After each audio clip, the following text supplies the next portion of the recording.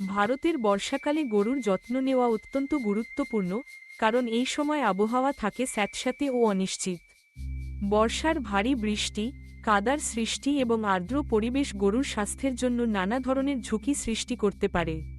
প্রথমেই, গরুর থাকার স্থান শুকনো ও পরিষ্কার রাখা জরুরি।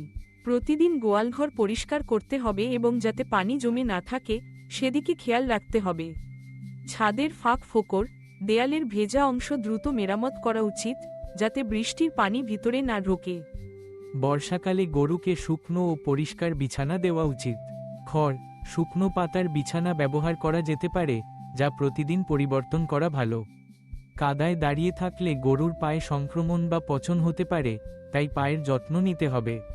নিয়মিত পা ধুয়ে পরিষ্কার করে শুকিয়ে নিতে হবে এবং মাঝে মাঝে অ্যান্টিসেপটিক ব্যবহার করা যেতে পারে।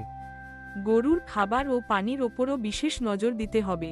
বৃষ্টির কারণে খাবার ভিজে যেতে পারে বা পচে যেতে পারে, তাই সবসময় শুকনো ও তাজা খাবার দিতে হবে। খাবার রাখার পাত্র ও পানির পাত্র পরিষ্কার রাখা জরুরি। পানি ফুটিয়ে ঠান্ডা করে দেওয়া সবচেয়ে নিরাপদ। বর্ষাকালে নানা সংক্রামক রোগ ছড়াতে পারে, তাই গরুর স্বাস্থ্য পর্যবেক্ষণ করতে হবে এবং সময়মতো টিকা ও ওষুধ দিতে হবে।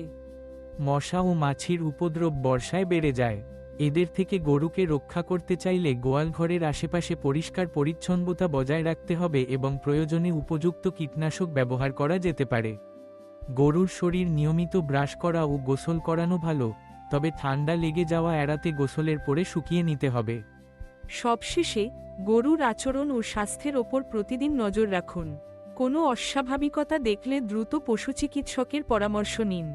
এমন যত্ন ও সচেতনতা মাধ্যমে বর্ষাকালে গরুকে সুস্থ, নিরাপদ ও স্বস্তিতে রাখা সম্ভব।